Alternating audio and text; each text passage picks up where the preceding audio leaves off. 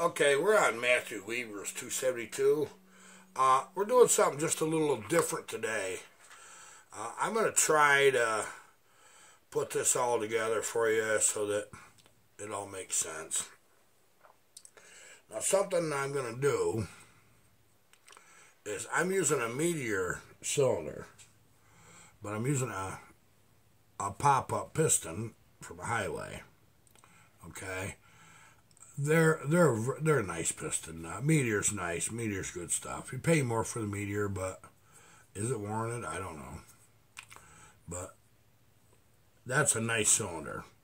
Okay. Now there's one thing you need to know. You see them sharp edges on these pistons? They'll make a line on each side of that intake and exhaust. Now what I do is I just break these edges down and roll that. Just a little bit on them corners. And I'll do just one side for you.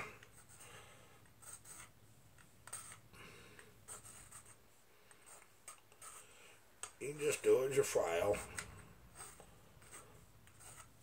And I'll get that where that you can see that it's nothing crazy. What you're doing is just breaking that edge. See that? Just a little bevel. Just breaking that edge. Okay, making it just a little round compared to straight. That'll get rid of that little line. And I think that's a good idea. Right there. Okay, now we're putting the piston on. And we've got one circlip in one side. We have oiled our bearing. And we are putting this darn thing together. I got to get it where I can see it instead of you guys. I got to be able to see the center of that rod. I like that crank to be right straight up. And some of these are just a little bit tricky to get them started right. You got to work them just a bit. And this is one of them. They're pretty tight fit, they really are. But they'll go just fine.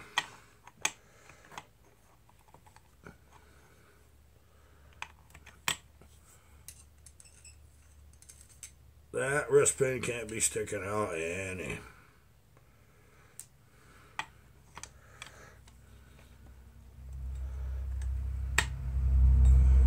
This'll. Arrow goes forward, guys. That's the way it works. We'll get it started through the other side there. Like I said, sometimes they're just a little tight. When you first time you do them, give them a little tap if you need to, and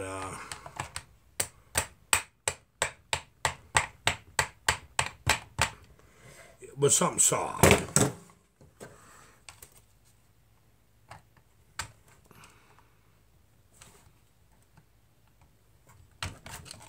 Okay. Now all we gotta do.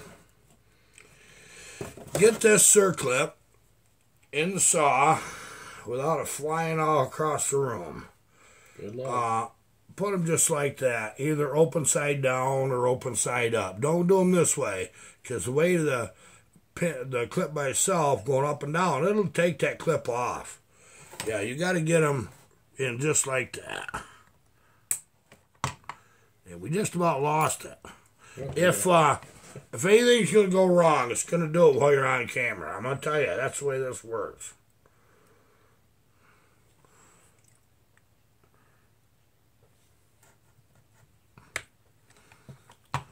And then you make sure it's seated.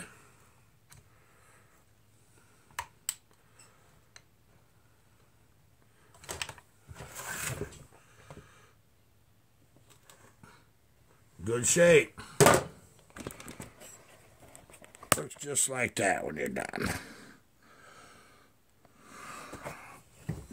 You set back up there. I'm trying to do this so I don't have to do a crap load of editing so I can get this video up. Okay, now what I'm doing is I'm going to throw this cylinder on, which I showed you that yesterday, and I'm going to check my squish. You know, no ring, no oil, no nothing, just dry, everything clean and dry. That's what we're doing. Okay, so I'll get my squish check. Squish check. New word. Okay. Word of the day.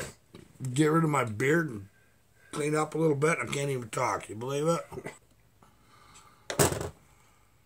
Okay. I've always wanted to try this with you mix match cylinders and pistons. Sometimes you end up with something really bad or something really good. The piston fitment using a Meteor cylinder was very good with a highway piston. It really, really was good. But I'm going to show you something. I'm going to show you this upside down. But that's my squish. It's actually 18 thousandths. I like 20 or just a little better. Now, that's all we did yesterday, or the day before it was actually. The squish was more than that. Now, at 18 thousandths, your motorcycle engine assembly silicone will build a film between 2 and 3 thousandths. Now, we're going to port this cylinder. I'll show you what we're doing along the way on that, because there's an interest in these 266, 268, 272. There's a bunch of you guys been asking questions. So you might as well see as much of this as I can show you.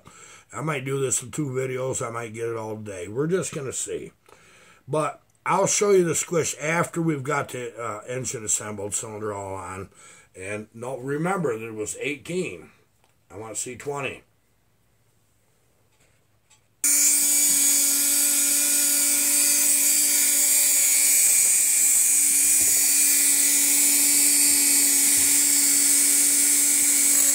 Nice spring cuts.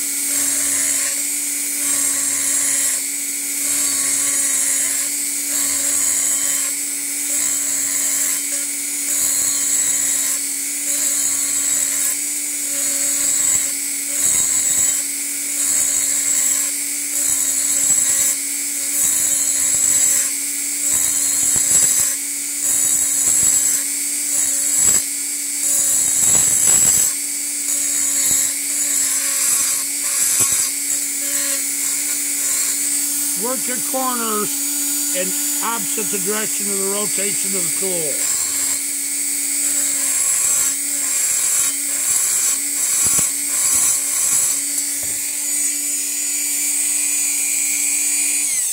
Okay, now what I'm going to do is I'll blow that out, and I'm going to show you where we're at and what we're trying to accomplish.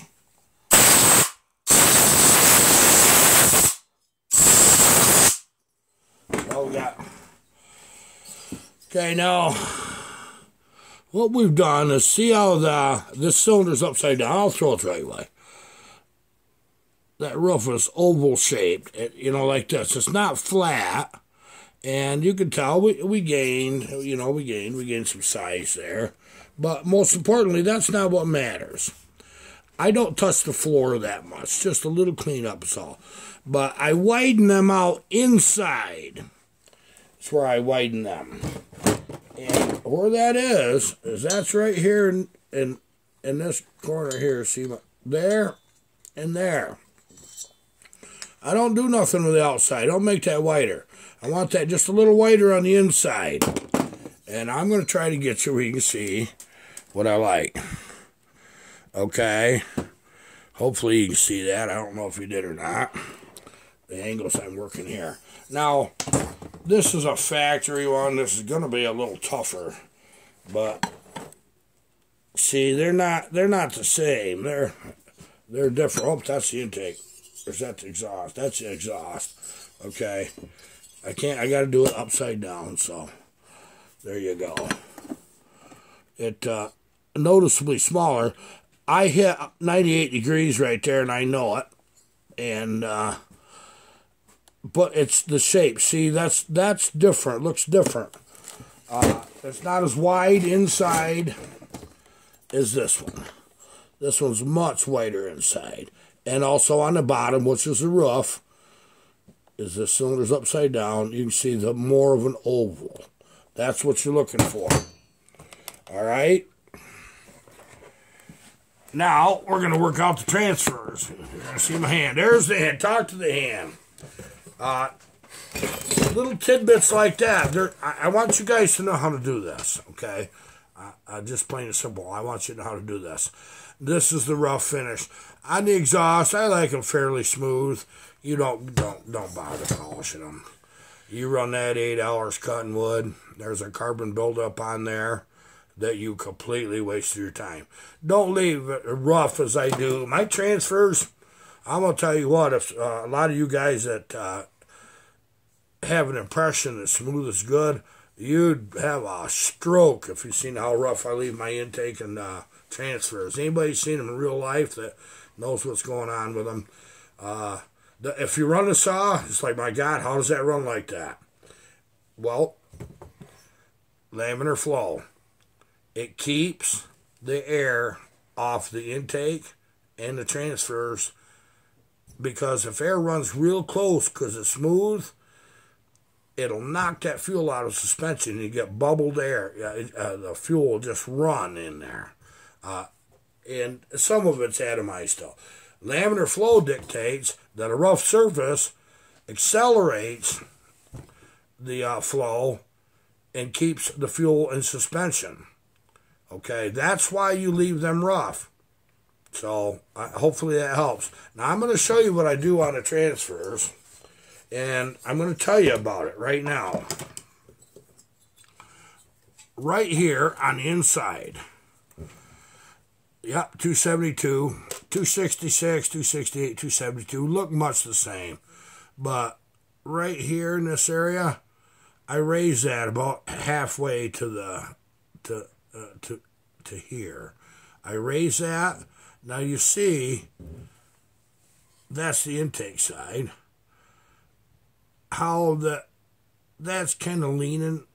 We're trying to get the air to hit the cylinder above the intake. Is what we're trying to do. Right there, just above the intake. That's where we're trying to get it. And now these are closed loop. So when we're going to take a little material out right in here, just a little bit up here high, but we'll probably wedge shape that, just a whisker in there, right in this area. So you'll see it taper downward to here. That helps that just a little bit. And then by the time you clean up under this web right here, you clean up under that. You'll notice that's quite a big web. Thin that web out, at least to the middle of it. And that helps get your air back upwards over this piston better, because the way it is now, it's going to try to go pretty flat. But by taking that inside of that web and thinning that part way all the way up to here, what that does is has a tendency, instead of going in like this, it's going in a little more like this. That piston's whipping pretty good. You're running 14,000. And things are happening so fast that it's these little tricks that make the difference, guys. Yep. I can see how this video's turning out. You just bear with me. I'll master this someday.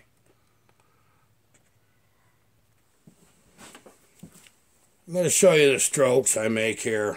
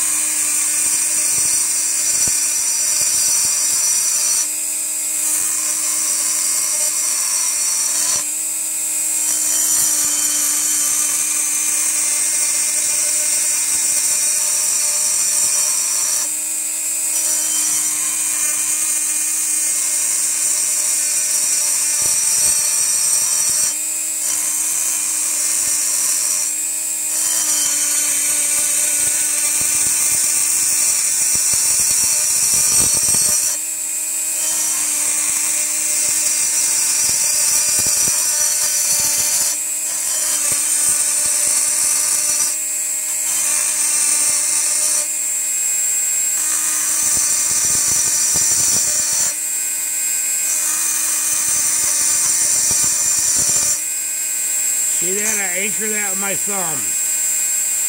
Gives me good control.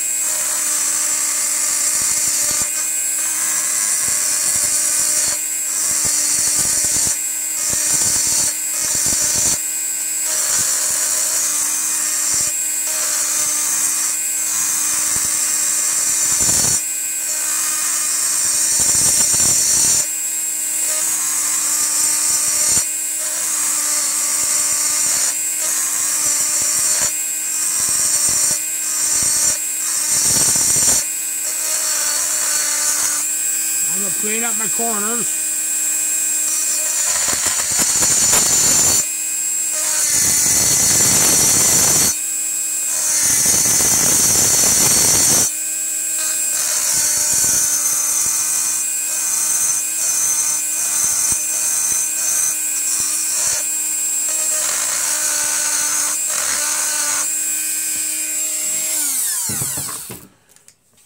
And I'll show you what this is. Okay, here's where we're at.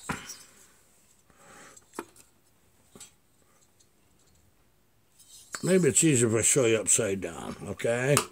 Now, clean your corners.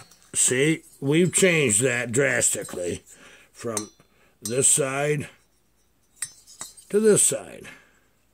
See that? And then you blend that in.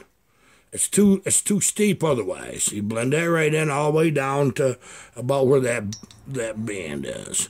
Okay? And then you take your tool and just clean your corners up and pretty them up just a little bit. And I'll go ahead and do this one transfer right on camera because you guys like seeing this stuff. And if it ain't too boring, I'll maybe get Jack and Charles a little bit.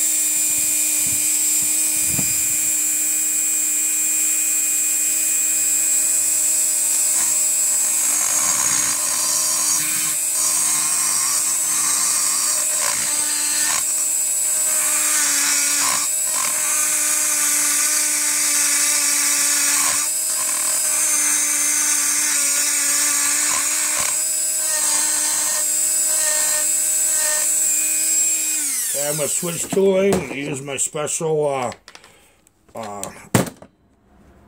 wrench, let's call it that.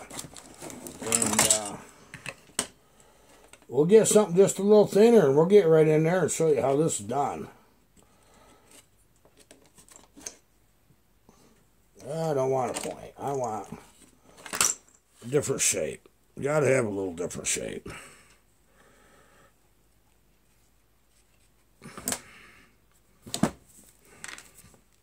I run my tooling a little too far out sometimes, but you just change your chuck once in a while.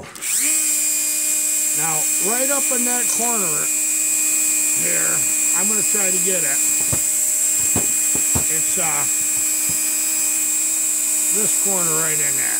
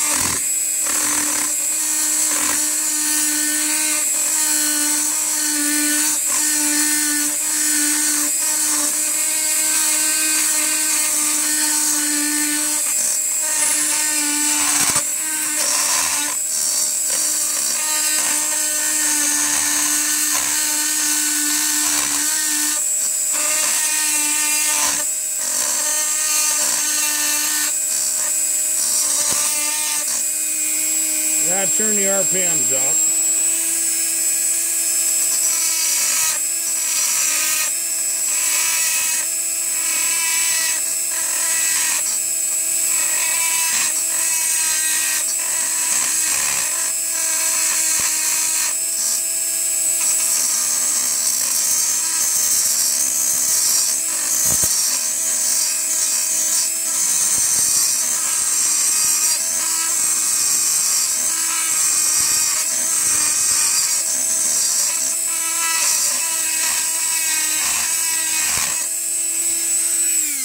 And that's that right there. That's all I do to these.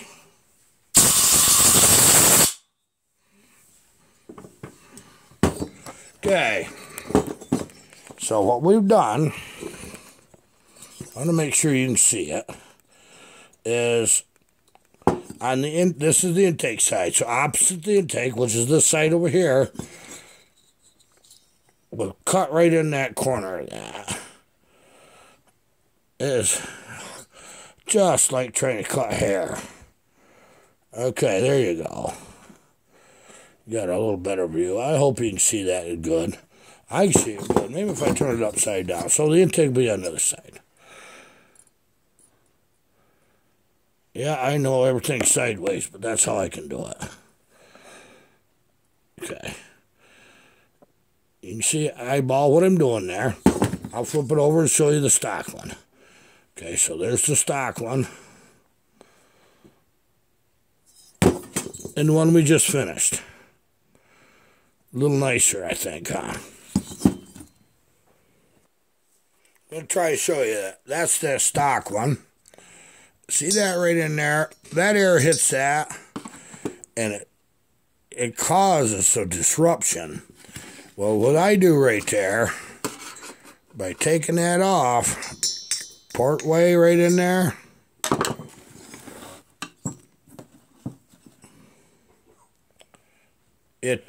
what it does is it doesn't do the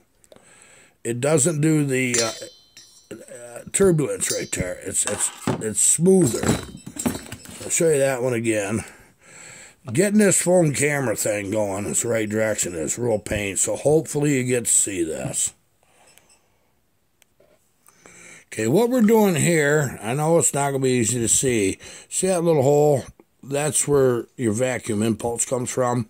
Opposite side of that, in this area in the cylinder. Widen that side. Take a little bit off here. Don't compromise that bolt hole. Get that where air flows a little better. We'll drop this with about 20 thousandths to get our numbers. Clean that up right in there. You know, bigger isn't always better, okay? Just get it where it'll flow. Okay, this material is coming off the floor. Now, the floor of that is kind of U-shaped. It's like it's smiling. Okay? And, see that? This is where that I take material. Okay? See that? I do widen both sides, but I concentrate more opposite side of the hole for the vacuum impulse. Okay, you don't go too big there because you can't mash it up with your block. They don't make sure you ain't going past what your block can seal. Okay, on this side I'd be very cautious because you'll get one that won't seal and you'll never do that again. I don't know how good you've seen it, but you see what we're doing with these 272s. That's 266, 268, 272. You got to see it all. You got to see it before and after. Now, keep in mind that on the intake side, I'll use a rough stone to get the same finish everywhere. I'm not removing material, but any place where you get little chatters, it gets a little roughly. I get some of them out. I don't get real concerned with getting them all out. You know, you get a bad one, yeah, I work it out. But rough stone. Rough stone your intake. Rough stone your transfers. Clean them up.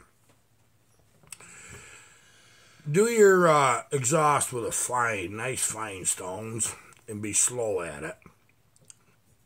And you'll get it near polished, not polished. The polishing takes a lot of hours. Not worth it. Hope this is clear enough where you can see what we're doing. I want you guys to know how to do this. So this is what we're up to. I love building this saw. It's a nice saw. Every one of them's nice. And this one, I got a feeling this will be one of the nicer 272s we've done. And they all got nice big gains. But we're leaning on this one in a little different direction. This is a fellow, Matt Weaver, that ain't said a word. I'm doing extra special work for this man. I want him to know I appreciate him. Matt, I love you, buddy. I don't even know you, but you're a good man, and you're going to get a great saw. And so probably tomorrow's video is assembling, okay? So we're going to make this 2 videos. Okay, goodbye.